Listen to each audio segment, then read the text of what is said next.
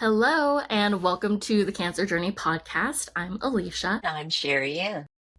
So let's start with our pest check-in. Sherry Ann, will you go first today? I'll go first. Okay, physically 4.2, emotionally 4.3, spirit 4.4, hope 4.45, and my word is spaciousness. Okay.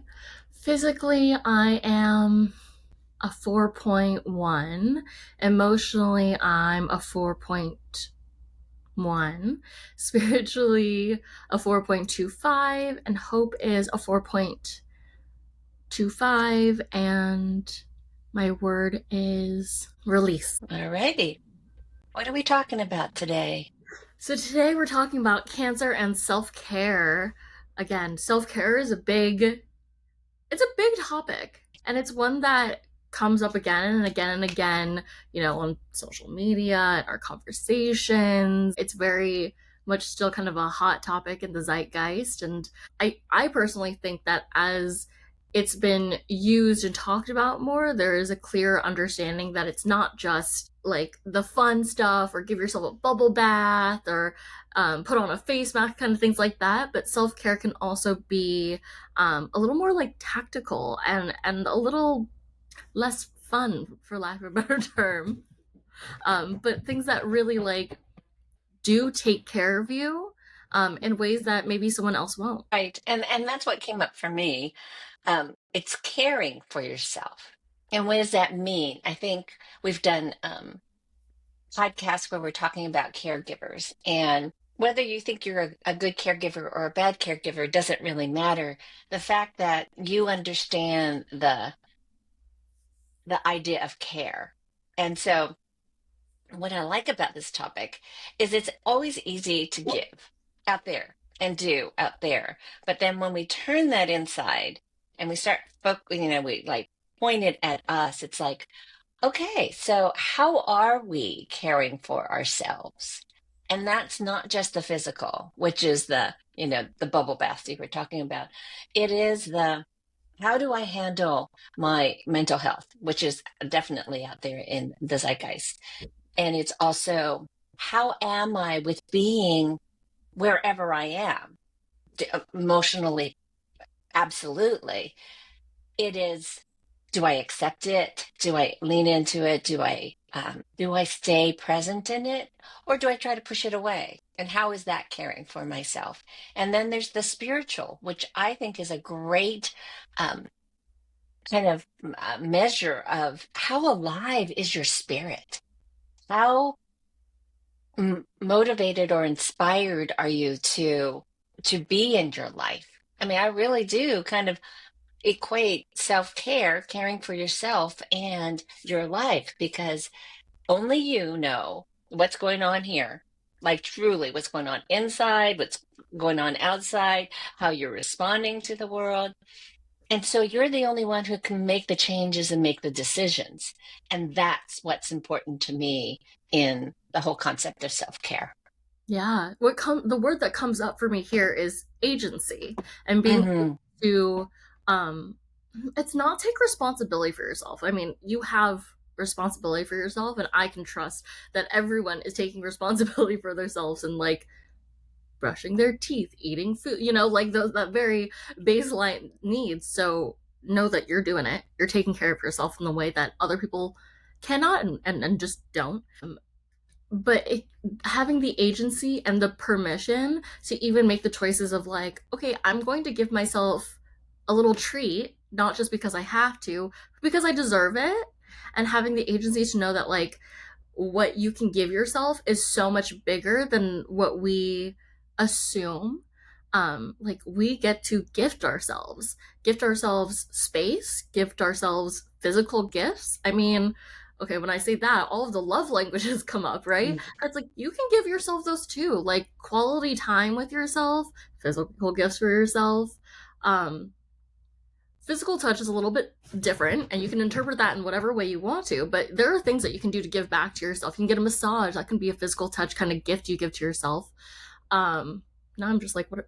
Let's go Words through. of encouragement Yeah. Oh my God. Yeah. And or words words, of yeah. affirmation, but gosh, do we not really talk to ourselves in that way? Usually, the voice that we hear ourselves is our negative ego voice telling us we're doing something wrong or to avoid something. It's like, let's actively choose to say something nice to ourselves. And then acts of service. Yeah. Like giving yourself, and really, I think that's actually how any of these are just how you interpret them individually. But even giving yourself the time to think about giving yourself those love languages, or choosing which one is yours. I personally believe that we may give and we may receive different love languages, but I mean, who's it hurting to try to give all of them to yourself? And that's a great place to start when you're like, I don't know what to do, I feel poopy, like, I don't know what to do, I don't know what to give myself, I don't know how to self-care other than taking a bubble bath or taking a nap or something like that. And it can help you kind of discover something that you actually deeply, deeply need that you haven't thought about before. But what I love is you just equated and put out here that self-care is self-love. It's loving yourself enough to take care of yourself. And there is this whole perspective that was given to me somewhere in my training where it's like, can you love yourself as much as you care and love those that you do? So for me, obviously, it's my kids and my family that I just absolutely love. And so I would do probably over and above what would be expected of me because I just love them so much. How can I show myself that same level of love?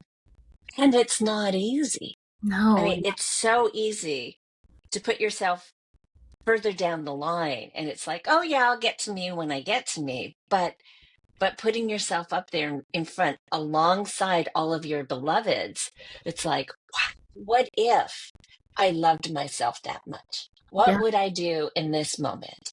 Not only would I make myself, just this lovely lunch, because it's lunchtime here, um, I would put in my favorite things. And I would want it to be healthy at the same time because that's also loving and caring for myself. Now, not from this perspective. It was just like, oh, you need to go get some lunch. You have 20 minutes. What would I do? Ooh, I'd, grab the first thing that I can find in the refrigerator, pop it into the microwave to make it warm, and then scarf it down and then go back to work. It's like, whoa, whoa, whoa, whoa, whoa. That's not how we treat ourselves when we love ourselves this much. Yeah. So when you said that, like, for your loved ones, you go above and beyond, right? You go out of your way to give them, especially when you're gifting them or like really wanting to show you care, and like the extent that we can go for other people. And it makes me think, like, what would it look like to go out of your way to take care of yourself? What would it look like to like not take the easiest path and to not rush yourself and just like give yourself that time? Like, what would that feel like? And what would you choose? Because I think it would be absolutely different for every person. For you, it would be like maybe you take an hour for lunch. You, I don't know if you want to make something, or you take the burden off your back of making something. You order something, you go somewhere and you sit down, you have someone make food for you, and you just take care of yourself in that way. And then maybe it's something that's not so healthy if that's what you need right now to like feel excited. Maybe you eat really healthy all the time and you're kind of on a stricter diet. Maybe one day you decide, I'm going to go out of my way and like, look, I may not choose the most decadent thing, but I'm going to choose something that I really enjoy and I don't really let myself have. And I'm going to have someone who's an expert in it make it for me. And like, who's that hurting? Really? Once in a while, not every single day, uh, or every single day, really. It depends on your needs, really. I mean, if you really need that and you're the one limiting yourself constantly, like, you need to find somewhere that you get to treat yourself and like love yourself, and even just pause and say, like, what am I doing to show myself that love? Right. And care for yourself. So what came up for me is my dad. Well, first off, let me just give kind of the context. We show others how to care for ourselves, but and for others. So my dad will always say to me, in Chinese. Slow down, take your time. I love that because I don't. But then, as an example, he starts rushing around and he does everything fast. So it's like I've learned from his actions, though his words say to me, slow down.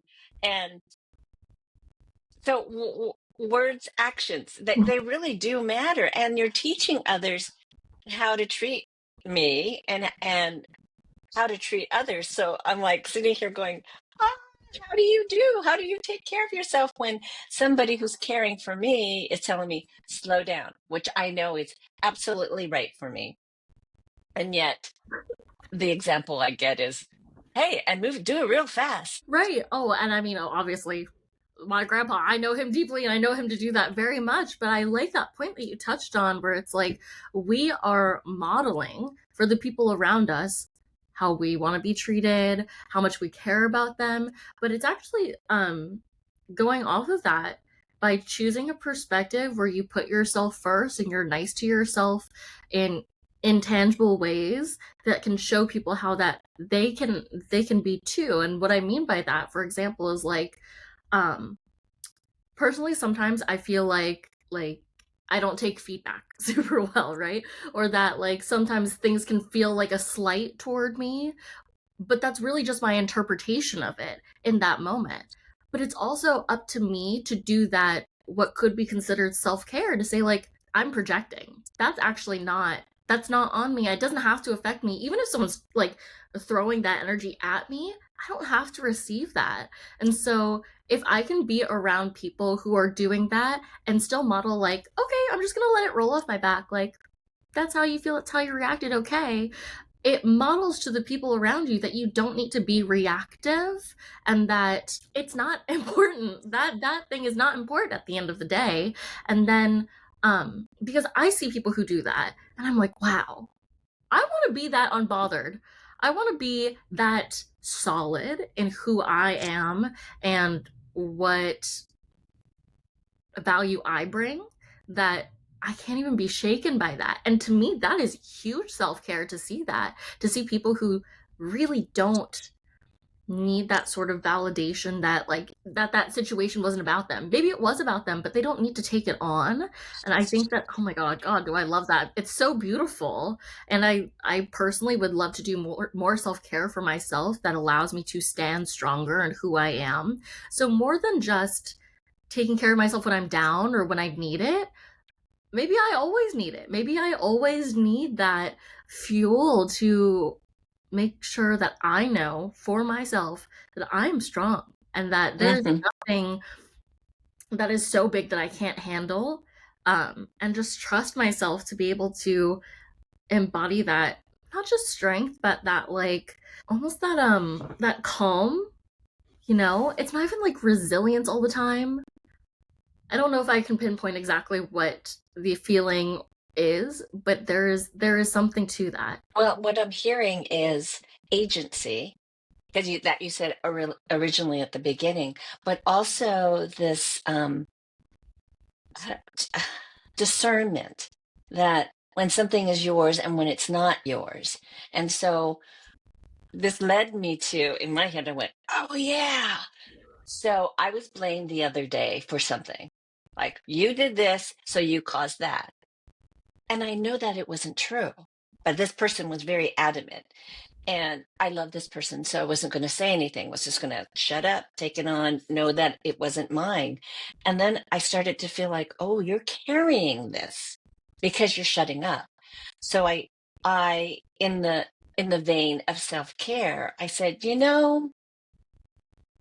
what you said didn't sit very well, and it actually hurt me because you blame me for something that I don't believe that I did.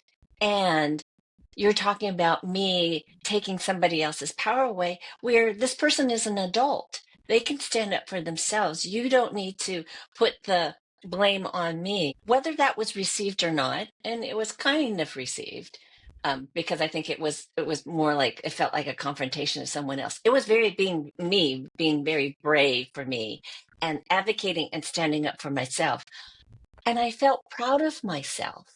after doing that, regardless of whether that person really took it in or if it even it changed the situation, which it didn't. But for me, it was no, don't dump that on me. It's not mine. So I'm going to give it back because I didn't own that. And it felt good. I'm Yeah, like, I'm still standing around proud of myself for saying that in a situation where I would typically have just said, well, that's not true. And I'll just, swallow it. I yeah. didn't need to swallow it.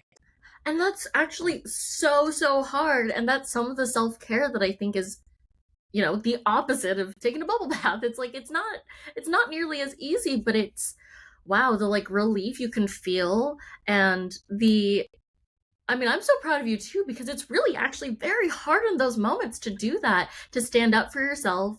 And it kind of goes back to like the stress response conversation we had because so many times when someone's in blame and they're blaming us and we just want to smooth it out and we don't want any conflict and we're just like, you're already angry. I don't want to put more on your plate by reacting to it in a fight way, especially. So then it's almost like, well, what other resources do I have? And sometimes then we go to the fawn or the fib or something like that.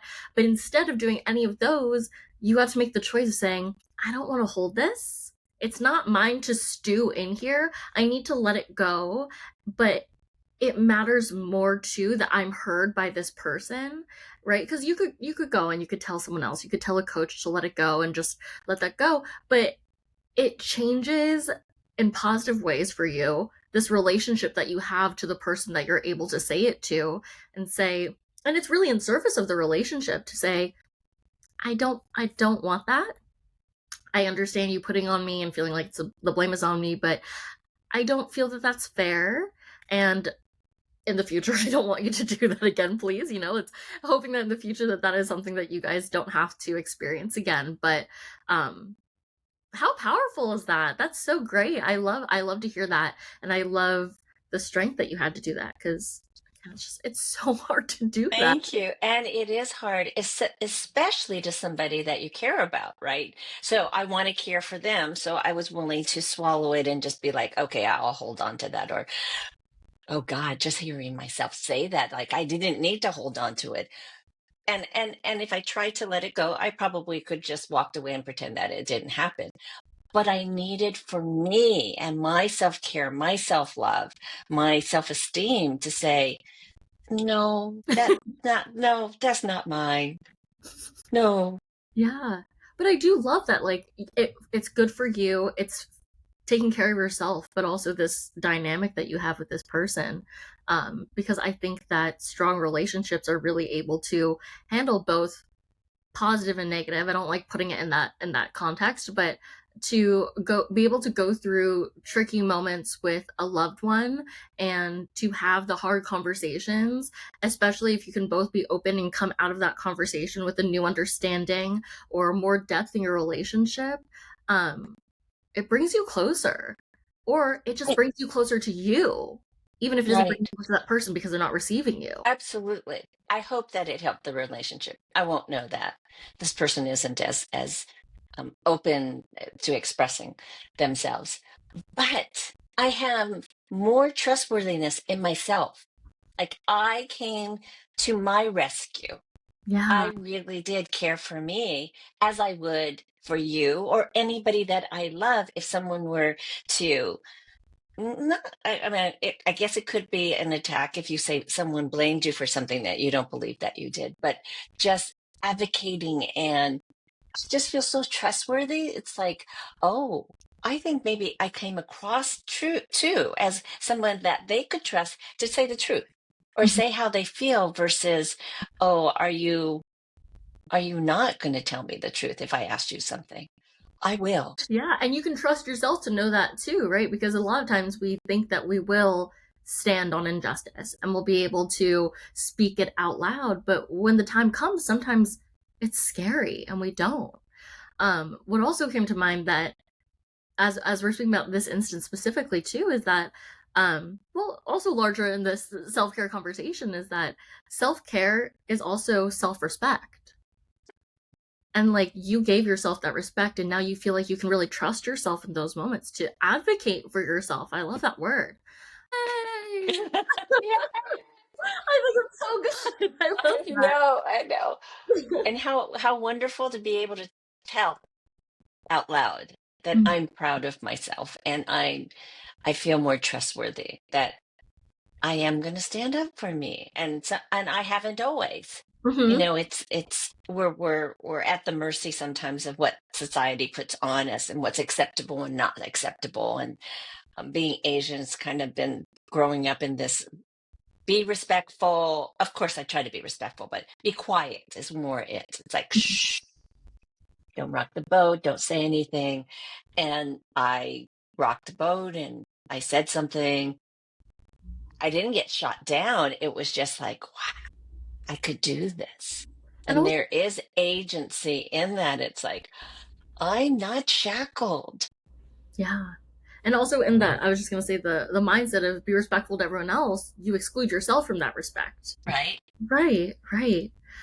Oh, I'm just like sitting with that and then being in your space where it's like, well, you have empathy high too, right? You have empathy in your right. top 10 strengths. Yes, So that's like I I'm not saying it's only hard for people with empathy, but people with empathy feel what other people are feeling viscerally. So it's even harder for people with empathy typically to not take on the emotions of someone else, especially when they're hot, and they're in the mode of blaming you directly. You're just gonna internalize it and being like, yes, like I feel that frustration, and sometimes it's just like I understand how that's fair, and I'll just take it on. But you were able to be like, it's not mine, and that's huge for someone with empathy because when you feel it, it's so visceral and it's so deep. Like most people don't even know that they're feeling what someone else is feeling. So, oh, you're doing the work.